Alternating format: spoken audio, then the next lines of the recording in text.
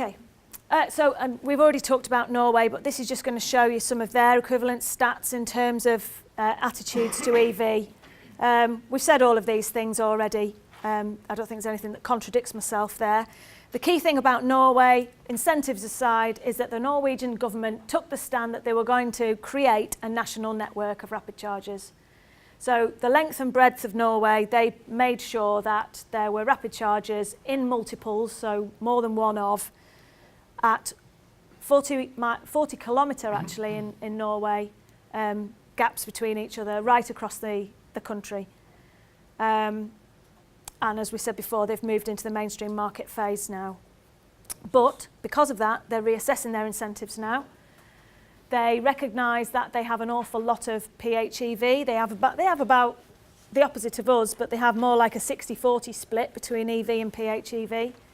And they're now looking at as to how they can relatively increase the incentive for EV as opposed to PHEV, but actually overall to reduce the incentive because they shouldn't need to be there anymore because they've already reached a tipping point in their technology introduction cycle.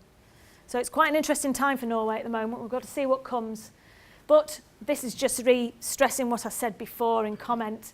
Bottom line, the reasons why it's worked, they don't think it's a problem, drivers in Norway. Cost isn't a problem because the government made them cheaper to buy. They were also benefiting from £15,000 per year in terms of incentive savings because they're able to drive in bus lanes, they get free parking, they get free public charging, slow charging, and they don't pay ferry taxes. And you know, a lot of people in Norway live on the islands and commute into Oslo, for instance. So all of those things were made free as incentives. And because there's so many vehicles and because they've been so successful in Norway, they've got a very comfortable resale market going on now. So they know they're holding their value.